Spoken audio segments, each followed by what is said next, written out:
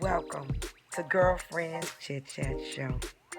I am your host, Amira Bay. I have the best conversations with my girlfriends, Shauna Price and Leslie Thomas, that uplift, transform, and inspire women professionally as well as personally. So come on in and let's chat it up. Hello, everyone.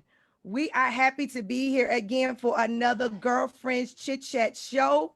We are honored to have in our presence today the none other than Mayor Yvonne Sawyer. We are so happy and elated and excited to have her here. If you have not had a chance to be a part of the Girlfriend Chit Chat show, come on in and chat with us today because this woman right here is a trailblazer. She is one making strides and making a difference in her country. So come on in as we begin to chat it up today. As always, I am your host, Amira Bay, as well as my co-host, Shauna Price, the Connection Guru, as well as my girl, Leslie Thomas of LT Financial. So we are happy to have you here. So let's go ahead and chat it up again, ladies. All right. Excited. So let me tell you all a little bit about Mayor Yvonne Sawyer. She was sworn in as mayor of Freetown in May 2018 with a commitment to transform Freetown using an inclusive, data-driven approach to address challenges in the city, launching in January of 2019. The three-year Transform Freetown plan details 19 concrete targets across 11 sectors and covers issues ranging from waste management and housing to improving urban planning, tackling the environmental degradation, and facilitating the creation of jobs in the tourism sector. A finance professional with over 25 years of private sector experience in strategic planning, risk management, consulting, and project management. Mayor Sawyer's public sector engagement began with her work as the director of planning at the National Ebola Response Centre during the Ebola epidemic of 2014 and 15, and her subsequent role as delivery team lead for the President's Recovery Priorities, the second phase of a multi-stakeholder program to drive social economic recovery in Sierra Leone post-Ebola.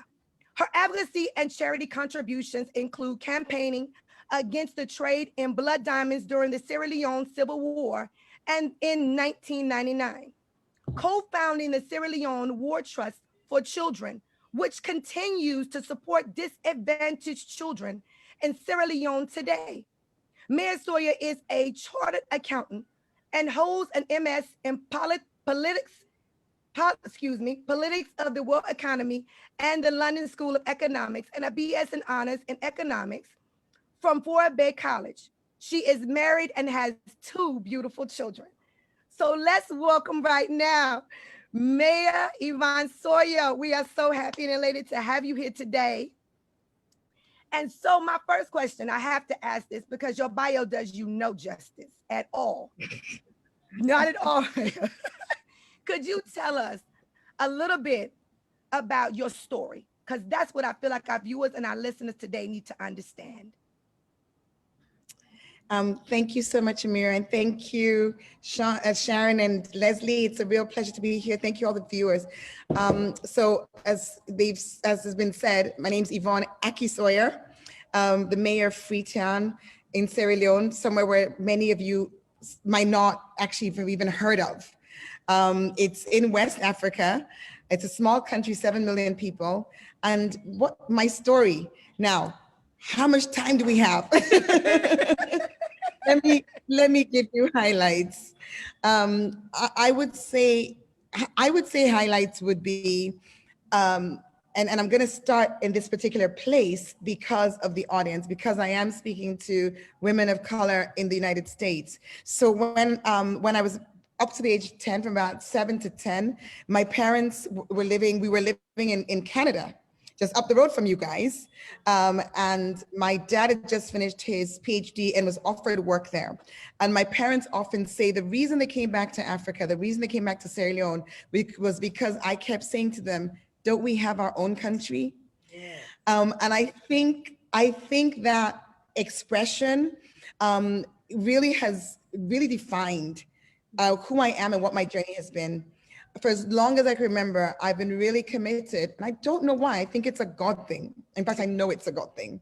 I've been really committed to trying to make a difference in the lives of those around me, coming from a country which is poor and doesn't need to be poor. And I'm just going to be making some parallels here because there are elements of the US of A, which are poor and don't need to be poor. Elements where our communities of color live, you know, and so that the journey was one where I think I can track it in terms of trying to make a difference. First, as a student, just engaging with other students and making opportunities through my involvement in ISAC. Then, as a young professional living in the UK, when the war started in Sierra Leone, setting up the charity, SLWT that you mentioned, that was back in 1999. And you know, really reaching out through those warriors, campaigning against the trade in blood diamond, but also trying to be practical with other friends, just a small group of 7 of us, with providing education and health support for children affected by the war. And 20 years on, I'm so excited the SWT is still alive, you know, and it's morphed and it's addressing the new needs of the day. Whether it's you know, girls needing scholarships to stay in secondary school, or Ebola victims orphans who lost their parents during the outbreak. So a journey that started with how can I make a difference and do so through charity work, but still having my own job. So this is you doing this in your spare time. So ladies, anything is possible. It's what you do in the evenings. It's what you do in at the weekends. And then getting to a point around 2009, where on a particular day, and Freetown is beautiful, by the way. You don't know Sierra Leone, but go Google it. Google beaches in Freetown, absolutely stunning. And you know, I was there. I'd come from the UK. I was in London, in Freetown, to look at one of our projects, and it was an agricultural training program for ex-child soldiers. And this was in, you know, mid 2000s, about 6 years after the war ended. And I was really struck. The image that was of putting a bandage on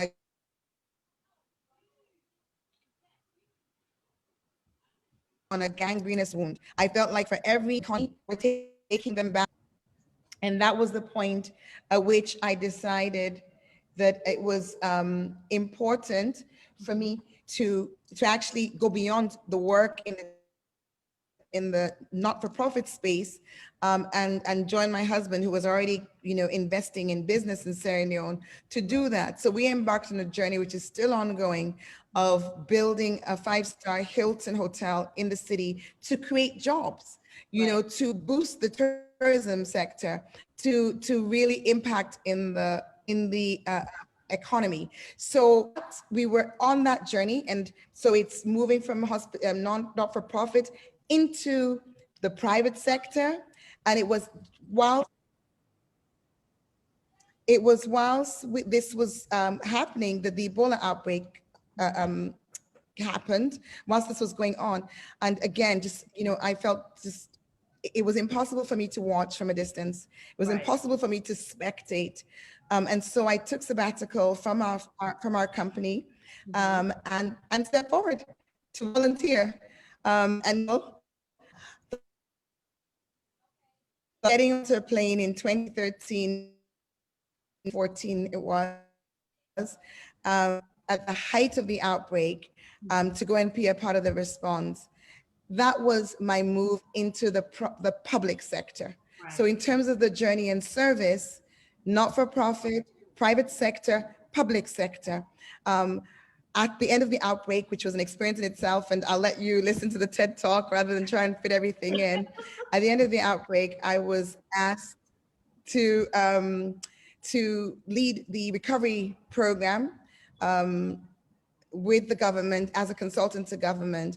And I think it was really during that time that I was so struck by the needs of the city. From the perspective of, I'm working now as a consultant to government, I'm seeing how government is operating. I'm really seeing the gaps and I'm seeing the challenges. I'm not satisfied with how it's going. And so I decided to run for office, decided to run for mayor 9 months before the election, not even a member of a political party. But the good news is, you know, the passion and the Lord. And I guess the track record of what I had done and why I had done it, that could be pointed to, as well as my professional background, which enabled me to approach that political space very differently to how it had been done before. And then there was another factor. We hadn't had a female in that position for 40 years, and we'd never had an elected female mayor. So, you know, really grateful that in May 2018, I was sworn in as mayor, first woman in 40 years and first elected female. And we began this really ambitious, crazy journey of transforming our city in 3 years with the Transform Freetown agenda. So that, in a nutshell, is the story. Wow. It really speaks to, I think, you know, when God gives you a vision to push forward, he already has the provision already set in place for you to go where he's sending you. And I really hear that resonating with me. Sometimes we want all the details ahead of time, but if we just follow the voice and go in the path that he's asking us to go, the provisions are already there. So I'm inspired, because sometimes we want the plan to come all together before we do anything. And what you're saying is that you really just didn't have all of the pieces there at once, but you did what God told you, and you moved forward in that direction. And he's been making, you know, all of these different wonderful things happen and come together. So it really does speak, like Shauna said, to obedience, and that's honorable in and of itself. So I'm no longer going to think about my plan from here moving forward. Well, Mayor Aki-Sawyerr, you can certainly plan. Yes. Did you hear Leslie? She said you can certainly plan. Okay, I will plan, but I will know I don't have to have all the pieces together when I go. just hold your plan lightly. Yes. Okay, good advice. I'm taking it all in. So I personally was very, like, as I, you know, took a look into your life, peeped into what I could see about your life.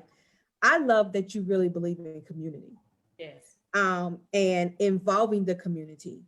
And because, like, I was telling my husband one day, we was riding down the street where we used to live. And I said to him, I said, I guarantee you that if you go into the neighborhood, you can find painters, welders, carpenters, you can find just about anybody, that if we only wanted to volunteer in our own neighborhood, which is that's what you did. If we only wanted to help in our own neighborhood, we could facelift the entire Beatties Ford Road, which is where I grew up at in Charlotte, North Carolina. Right. And I love that you had focus groups. Have your focus groups increased in size? Oh, she's frozen.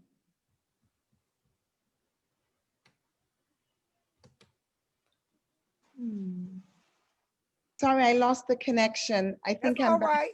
That's okay. Go ahead, Shauna, so she can hear what you were asking her. So I missed the question because the connection was off. Okay, no worries. I can ask it again, no problems. So what I was saying was that I love that you really believe in community. Can you still hear me? Yes, I can hear you now. Okay. I love that you believe in community and that you believe in involving the community, having the conversation under the mango tree, so to speak, right?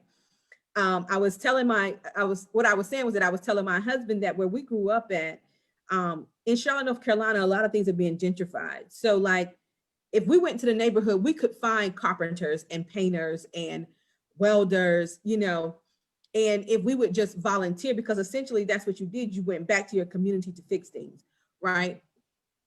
then we could facelift the entire Beatties Ford Road, which is where I grew up in Charlotte, North Carolina. My question to you is, because I love that you have focus groups with the community. Have those groups increased in numbers and size? Okay, so I think it's really changed. We started off at this with the journey of trying to develop the plan, and we had focus groups then, which were across the space, so right across the city. In every zone, we had a group, and then as time has moved on, and we've actually sort of articulated what the plan is, we're now in the stage of implementation. The sort of the life of those groups has also changed. So for example, now we're working on an upgrading program for informal settlements and what people would call a slum upgrade. And so we're working with the communities in that, where we're doing that project, but also the Federation of Urban and Rural Poor, otherwise known as the Slum Dwellers Association. It's become more specific to what we're doing. And one of the reasons, if we had the financial resources to keep those going the way we had it before, we probably would have. But you actually, particularly when you're working in communities that are deprived, you need to bring resources in order to be able to create those spaces for discussion, because you're taking people away from what they're doing. You're needing to have the space. But an interesting thing that we are able to do now, and it is a community thing, is with our property rates. So we've introduced a new property rate system. It's been hugely controversial, a big controversial from the perspective of the government stopped us, blah, blah, blah, long story short. We ended up with no resources for this year. Anyways, moving on. Where we are now, where we are now is that we are going to do digital town halls. So that's another interesting element because of COVID. So we're kicking off with an experiment in January. In fact, I'll be shooting a video on Monday, I think it is, that we'll use. How have we done this? Our city has 48 wards. I don't know what your concept would be. Maybe they're districts. I don't know what you call them, but the smallest administrative unit of a city government. So we have 48 wards, and they have ward councillors. Okay. And one of the things that we want to do, which we have done, we've actually passed it as a resolution in council, to encourage people to be on this journey with us and to also contribute financially by paying their rates, has been to say, okay, 20% of everything we collect from any specific ward is going to be reinvested in that ward. And you as the resident are going to decide how we spend the money. So that's amazing. So yes, we've been able to, we're starting off with an experiment, because obviously people haven't been paying taxes previously, so we don't have the cash to do this. But we were able to get some grant funding. And with that, we will have, they're not huge amounts, but small enough amounts for us to test this. So everybody who is a ratepayer, we've called you, we've checked your phone number, and we've checked if it's on WhatsApp. And then we are randomly selecting a certain number to create a WhatsApp group or several WhatsApp groups for the wards. And then we'll give them the menu of investments of what we can use the money for. You vote, you choose, and then we implement.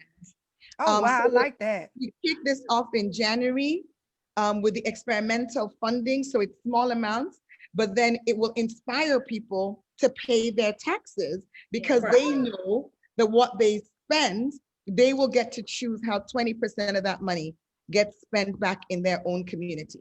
So which will help revenue mobilization. Which will help revenue mobilization. And it will also help community. And one of these other small things, which is, it's not really the focus group point, but it's kind of related, and it wasn't done deliberately. It kind of just happened. It was the introduction, and I know that in the US, there are many cities that sort of have a term for their residents. But when I was campaigning, I started talking about Freetonians. And I don't think at the time, it just came, I don't think at the time I had appreciated how much that would impact the sense of community. Yeah. But it has, because it's like, oh, we're Freetonians. Oh, I'm a Freetonian, and it's just that sense of identifying with the city. And me being able to speak as the mayor about, my commitment to Freetonians, and my expectations of the roles and responsibilities of Freetonians as we collectively go through this journey of transforming our city. Right. I love that.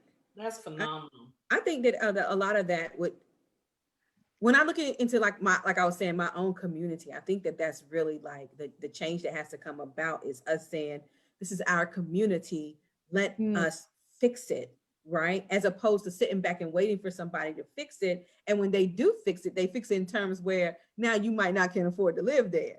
Yeah. So like, that's that's what's happening. Yeah. But I think that was one of the things that kind of struck me. I was like, wow, she's very much about the community being a part. And I was listening as you were talking about on the Bloomberg interview with how you had the conversation with the doctor from Uganda. He talked about sitting under the mango tree. And I was like, boy, we need a lot of mango trees because we got a lot of conversations to have. We do. So I'm sure apple trees work too. apple trees definitely will work. But any tree that we can sit up under, right? So let's talk trees. Or even WhatsApp groups. Yes. WhatsApp groups. However it may work. However we can get the conversation going, but the conversation really does have to happen amongst us, as opposed to us saying, how can, like, of course resources are needed, but we have to have that conversation first to say we care about our environment, we care about where we live, we care about, how this is going to look different. Right. That's what I don't know, guys, because y'all know I'm talkative, so I'm not going to talk too much. But when your story made me think about my neighborhood, right? Like, what are we really doing and unafford to keep it beautiful and to keep it bringing in its own money and that kind of thing. So, but I think the thing about it too is you're making a difference. And a lot of us, we walk around here and we're wanting change. We're wanting to make a difference in our community. But what are you doing to set the tone? What are you doing to walk the walk? Because a lot of times you were already working before you even went back to your country and began to work. You were already doing things where you were in London. You were working there and wanted to help better women and help children. And you were wanting to make a difference. That's why I thought was so awesome that when you went back and became mayor, you were wanting to instill trade skills in women and equip them to be out there on their own and be able to function and be a functioning individual in their community. And us as women, as entrepreneurs, as we're going, we're trying to be independent and setting ourselves apart from everybody else and working hard. And I think everything you're doing, it's now showing. You know how you're in the trenches so long and people don't see you there and you're like, oh, I'm digging away. Somebody's gonna see me one day. But it's all about what your takeaway is. It's like, I know I'm making a difference. Right. I know I'm making strides in my community. And when you moved up to say, hey, I want to be mayor, and I know being in this position will allow me to go even further, and that people don't realize that's the thing. You were saying what, Shauna? I was like in the changes she wants to make, it opens the doors a little bit differently. Yeah, absolutely. Can I just say something? Just picking up on what Shauna said about her community and the need to make that difference in Charlotte. And I think there's something that we often miss. We sometimes miss maybe, and that's joining the dots. Nobody makes a difference on their own. Right. We all have the ability to be agents of change, but our effectiveness is really enhanced by joining the dots.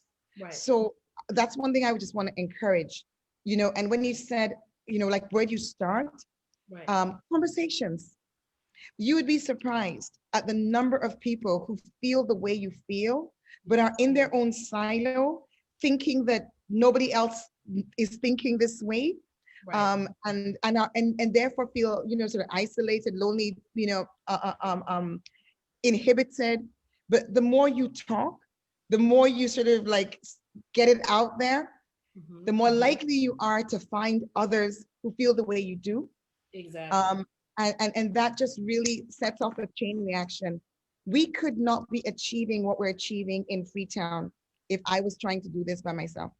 Wow. I mean, even yesterday, you know, I have a young McKinsey consultant, a young guy who works for McKinsey in Tokyo. He's just landed in Freetown. He's here for 3 months to come and be part of Transform Freetown. On Friday, we received a doctor from Nigeria who just finished at Oxford. They're all doing this on a volunteer basis. Here in the city, we have people who come and say, I do this, or I am that, and I want to be a part, just because it's out there. Because it's out there. Because we're saying, here's a structure. Somebody's prepared to take the lead, but I need this, we need this, we need this. And by the way, what do you think we need? Oh, that's a great idea. Right. Facebook. Amira, you saw me, we connected on Facebook. One of the most amazing things that I'm celebrating this year came because I saw a Facebook post by a Sierra Leonean doctor living in the US saying that she was doing maternity kits for mothers in PHUs. A basket, you know, buckets, you know, some clothes, just something so that the mother, like a dignity kit when you're going to go have your baby, just some essentials. And she was looking to see how she could scale that. And I sent her a message and said, I'd love to talk to you about this because I'm really concerned about the number of people. Obviously, it's one of our targets, the number of women who die during childbirth. So anything we can do to support that, great. Our conversation has actually led to connecting with a conversation I had in Liberia earlier in the year with a foundation who do education, but the person who I was speaking to was Ethiopian, and they are friends with somebody else with a foundation that works with OBS and Gynae. Today, they have signed $3.9 million for us for the first time ever to have a residency program, to have doctors in Sierra Leone specialize as gynecologists. Wow. Just joining the dots. Knocking down. And that is the story. That's how all of this is happening. It isn't me.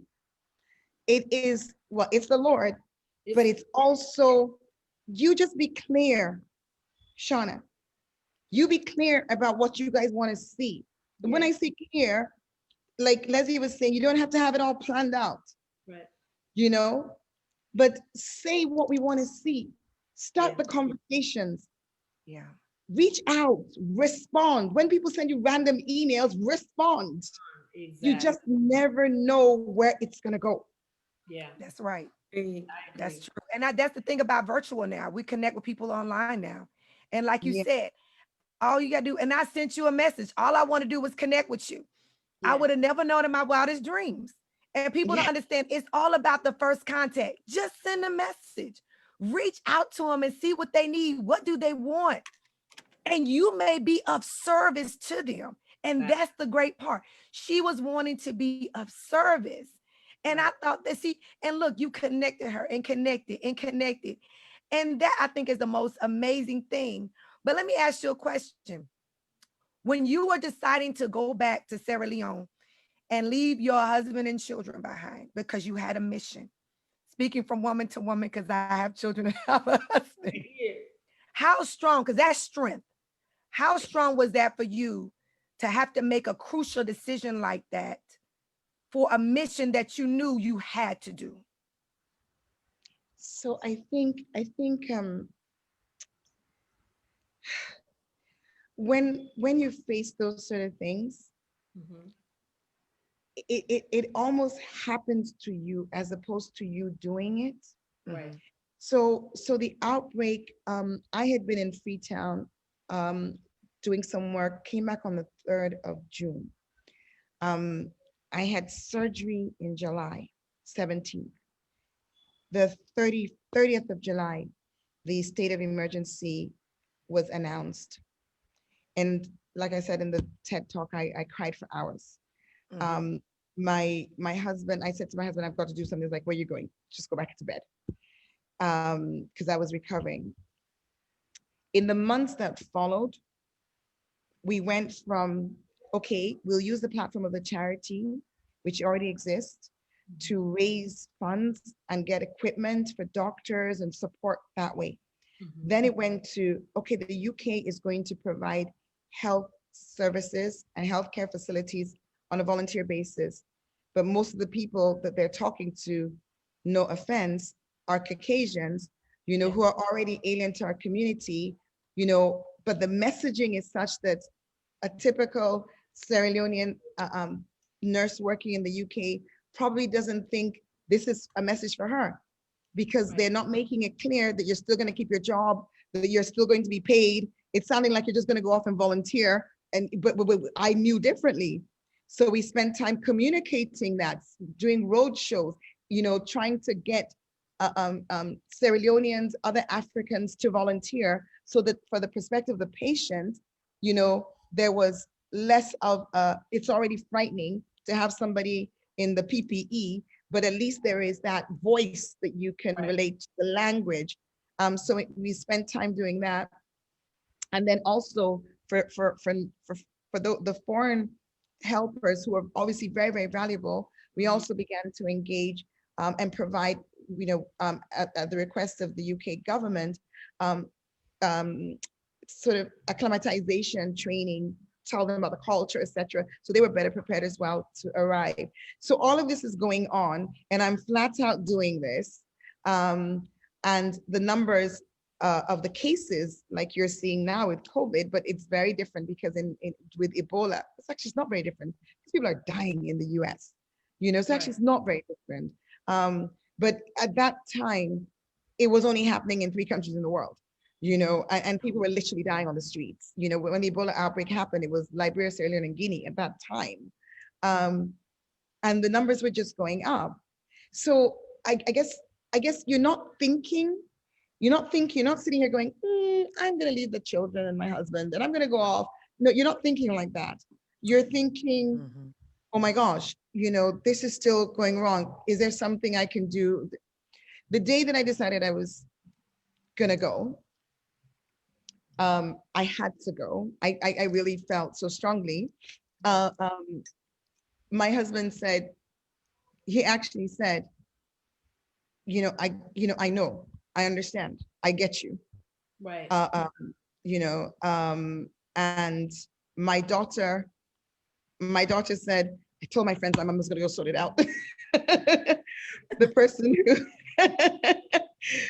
who was most concerned at the time, because that was 2014, that was 6 years ago, and he was, what was he? He was 13.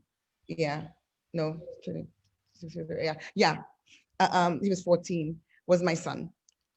And he was really emotional. And that was probably the hardest moment, when he ran off, went to his room, slammed the door, and I could hear him sobbing behind the door, and saying, I don't want you to die, I don't want you to die. So that was tough. I was on BBC Breakfast TV the next morning, and that kind of helped, because he was then sending messages, that's my mom, that's my mom. Oh God. Which was, God's amazing timing, right? Just kind of help us manage that situation. But I think what happened with me is that it, like the planning thing, I left for 3 months. Right. That was in November 2014. We are now in November 2020, 6 years on. Wow. There was no plan that mommy was going to move away and go live in another country, and not be there anymore. That was never the plan. The plan was mommy's going to go away for 3 months to volunteer, and then she'll be back. Right. And then one thing after the other, and even when I decided to run for mayor, that was a hard conversation, because I had, the outbreak was over. It was a year. Okay, we accepted that, got back, family was really happy. And then I was asked to do this role And we discussed it as a family, and there was some concern, but ultimately, there was an acceptance that this was a great opportunity to try and be part of the difference and the change we wanted to see. When I then in May 2017 came home, and we were had a family meeting, and I said that I wanted to run for mayor. Mm-hmm. My daughter said, "Mommy, you left for 3 months. You've been gone for 3 years. And now you said what?" Yeah. Those conversations. Yes. And my husband also said, you know how old we're gonna be when this is done, right? This is our marriage. Right.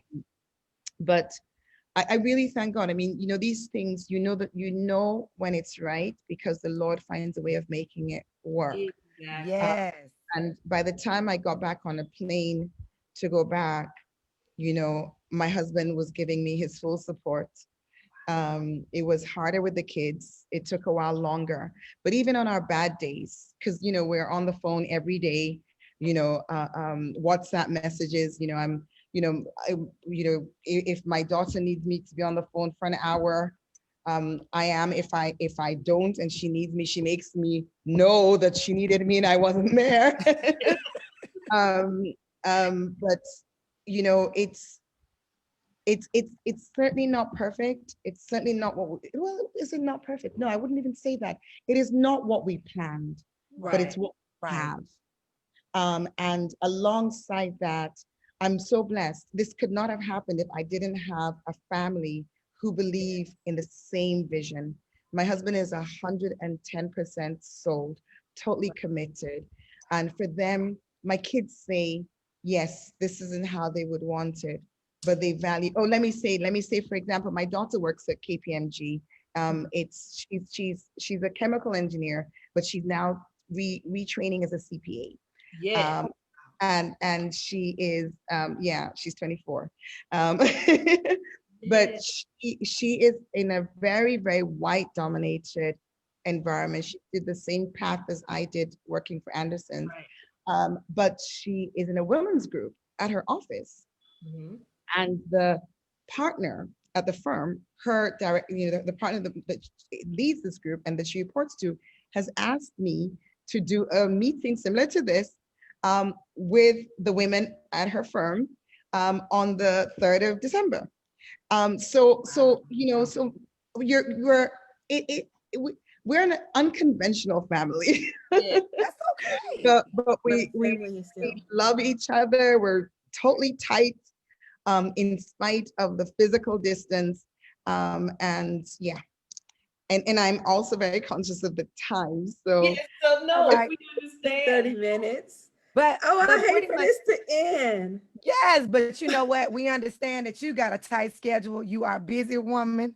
Yeah. You got things to do, but we thank you so much for your time. We thank you for coming today and talking with us and chatting with us, telling us all about who you are and what you're doing in your community, in your country. And we thank you.